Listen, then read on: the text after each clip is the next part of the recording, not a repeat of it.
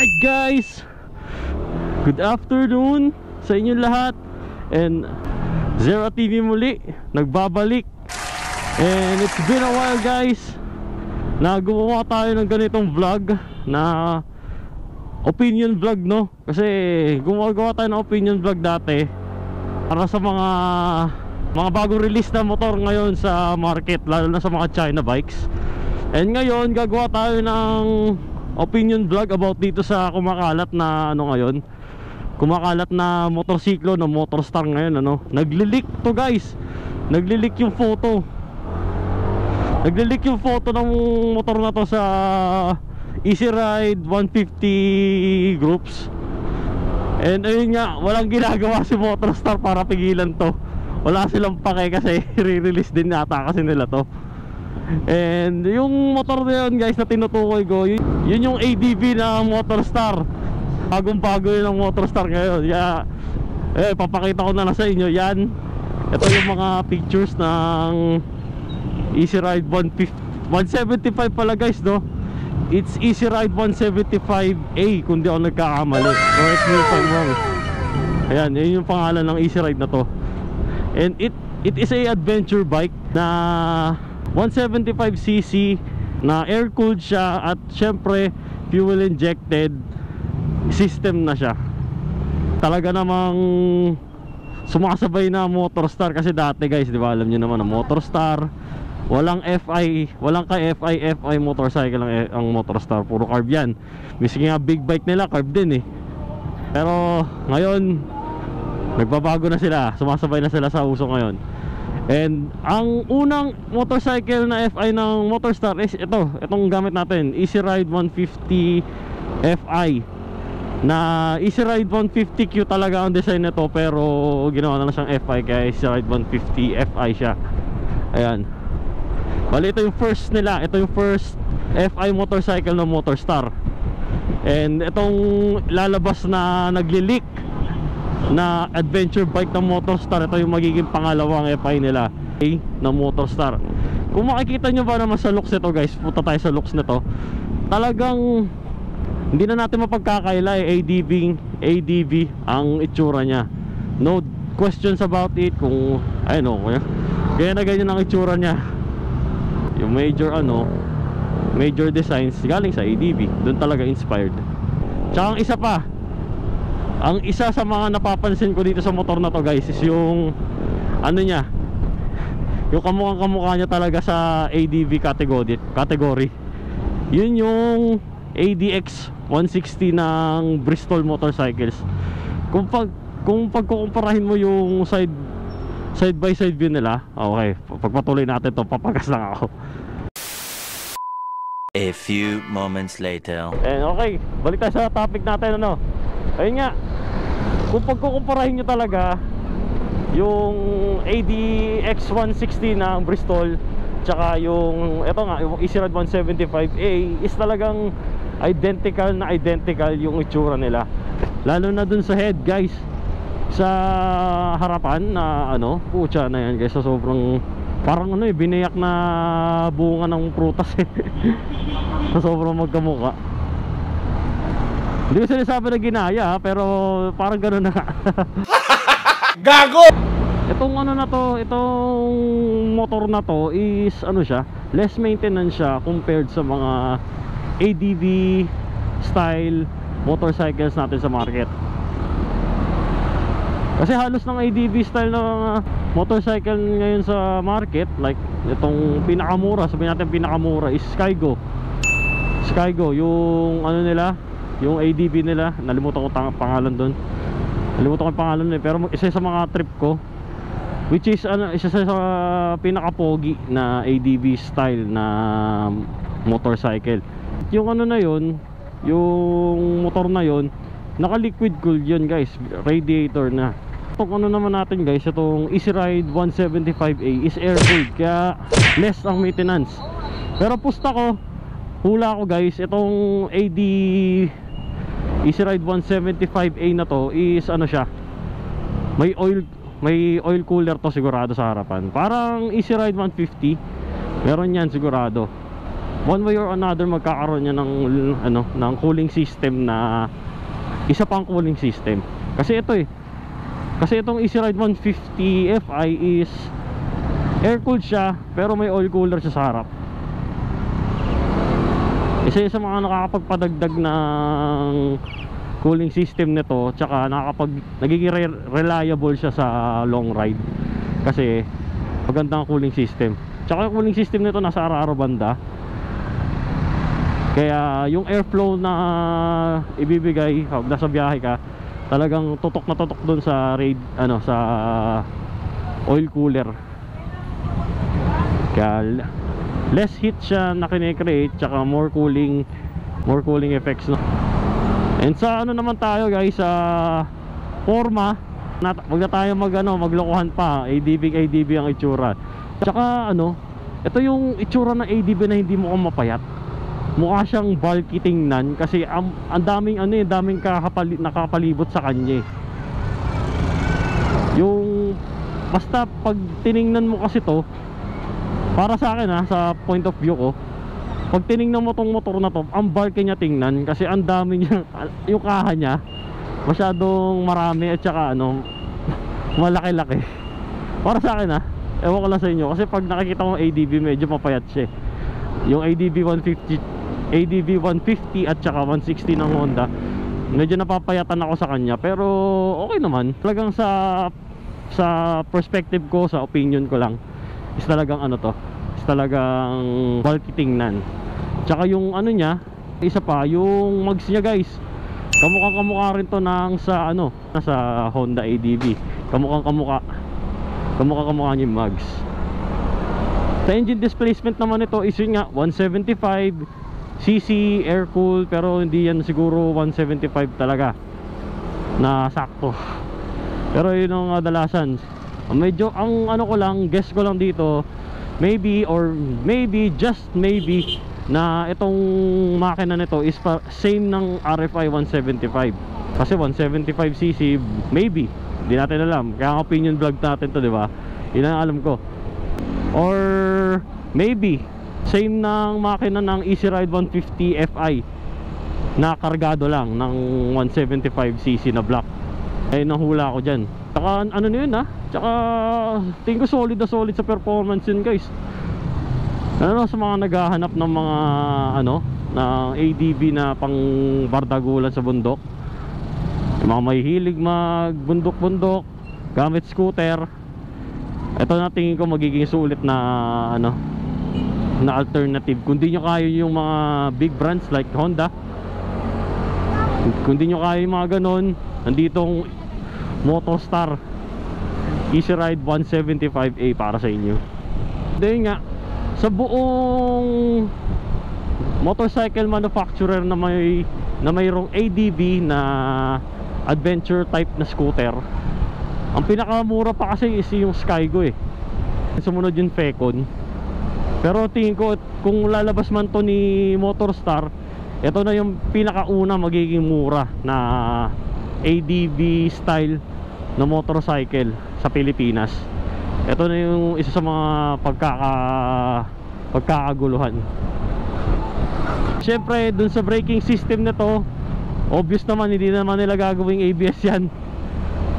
The traditional lang na braking system na disc lang.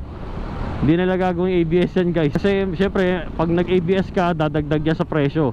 Which is hindi na magiging budget friendly yan para sa masa. Actually dito sa Easy Ride 150 Fi natin, nabibitin pa ako dito, lalo na nung bagong bago siya. Bitin ako dito sa hatak. Talagang malata ang hatak nito. Unang release, pagkaalis ko pala ng kasa, pagkakuha ko dito, hina ng hatak, sobra. Nainahan ako. Pero yung niya, yung power niya sa gitna at dulo, doon ako bumilib talaga. Sobrang ganda ng performance. Parang NMAX talaga yung performance sa na yon, sa point na yon nung pinapatakbo ko. Talagang isa sa mga performance na ang NMAX na din itong Easy Ride 150 Fi. Pero dito naman i-compare natin siya sa Easy Ride 175A. Tingin ko mas magiging magiging malakas na to sa hatakan kasi 175cc na eh. Nakapag-try na rin ako ng RFI 175 na stock. Talagang maganda. Magandang takbo ng RFI 175 na stock. Sigurado ako ganun din dito sa Easy Ride 175A na ito.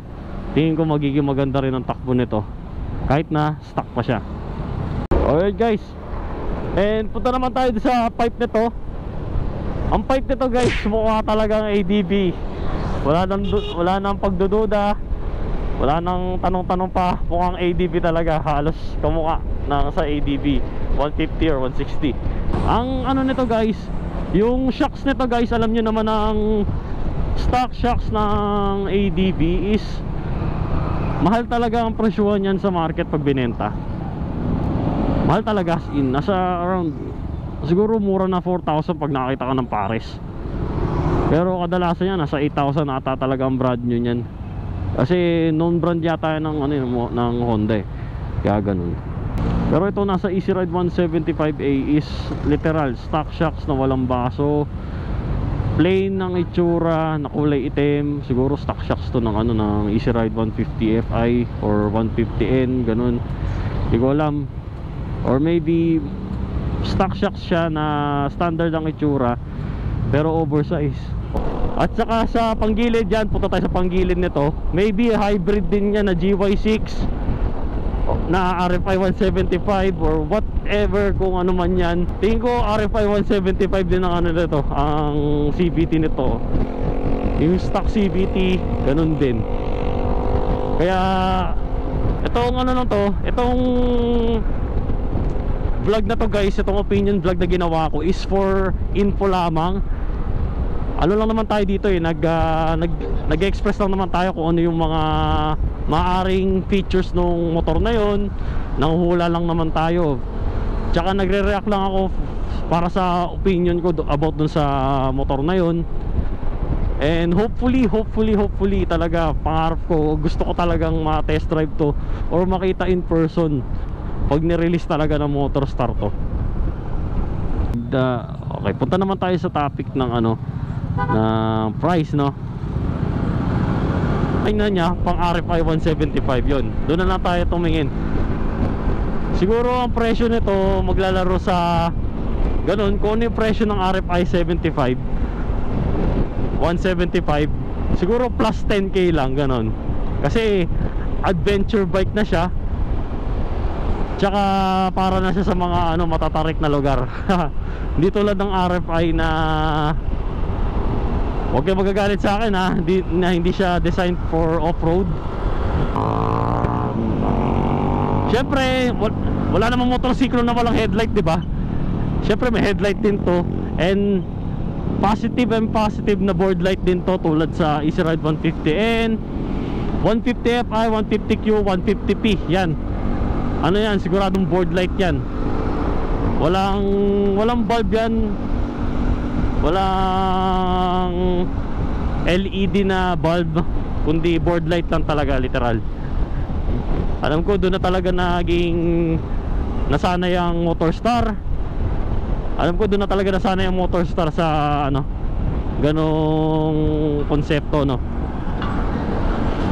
Tsaka yung signal lights, same ng ADB, nakalawit guys yung ano, yung signal lights nila. Di tulad sa atin na integrated or fix, naka-fix sa kaha, nakalagay sa ano, nakahulma sa kaha.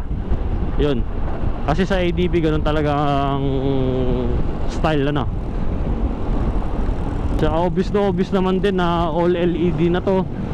Wala nang bulb dito, kundi wala kang makikitang bulb, puro LED na lahat. Mula sa headlight hanggang sa tail light, yun LED lahat yan, mga kaumis. Isa pang pagkwentuhan natin guys, yung ano, yung display gauge nya, mas bigger siya, talagang laki. Kung makikita niyo sa picture, may pagkamalaki yan siya eh. Hindi siya ganun, hindi siya maliit talaga. Talaga makikita mo yung panel nya. Tsaka kung ano yung mga conventional tsaka standard na kung ano nakalagay sa panel, yun lang din yun. I guess wala akong ano, only pictures lang naman ang aking nakikita, kaya doon lang ako magbe-base. Ang itsura niya, may speedometer, syempre, odo, trip, RPM gauge, clock, tsaka fuel indicators. Signal light, high beam, tsaka yung check engine light. Yun ang meron talaga dyan. The basics lang naman na meron. Wala namang tingin kong malupitang pagbabagong nilagay ng Motorstar dito. And sa color naman, sa kulay guys, wala naman silang inano pa, nirelease pa na ibang kulay. Talagang nandiyan lang naman is yung, di ko lang kung white ba ang color nito or may pagka silver or gray. Ayun ang hula ko dito sa ano na to, sa motor na to. And hopefully makapagbigay pa ng info sa atin si Motorstar. Kaya pag alam ko pagka ganyang ano, nagaano ng ang netizens, pag nakita niya sa produkto ng isang kumpanya, mag-OA na yung kumpanya na yan. At syempre at ibabawiin nila yung picture na yun na nag-leak na yun. Pero itong Motorstar, wala naman silang ginagawa eh. Mukha talagang i-release nila to. Siguro for approval pa to, for quality control purposes pa, for checking pa, ganun ganyan. Marami pang kailangan gawin. Kaya hindi pa siya officially malabas. Pero tingin ko one of these days ilalabas din yan ng Motorstar. Maybe this year or next year, ganun. Dito na tayo sa bandang Delpan guys. And okay, ito na yung ating vlog, no. And hopefully may natutunan kayo dito sa ating opinion vlog about dito sa Easy Ride 175A ng Motorstar. Ito yung kumakalat ngayon sa Motorstar Philippines na group, o kahit sa Motorstar Easy Ride group, makakalat na yan. Kasi marami nagkaka-interest sa motor na yan. Ako din, nagkaka-interest din ako dyan sa motor na yan, kasi trip na trip pa talaga yung tsura. And yun lang, no. Hopefully na-enjoy nyo ito. Please like, share, subscribe sa ating channel Zero TV for more opinion vlogs contents, no, ng mga bagong motor na lalabas sa market ngayon. Tsaka Easy Ride 150 FIF contents, tsaka Rapid 150 contents, no. Ayun yung mga offer natin sa channel natin yan. Hopefully check nyo ang aking ano, channel para sa mga, kung nakarapid kayo Easy Ride 150 FIF, hopefully may mapulot kayo karal sa ano, may pupulot kayo idea sa aking channel, no. And yeah, yun lang naman guys. This is Zero TV. Ride safe sa lahat mga ka-homies, and Zero TV out.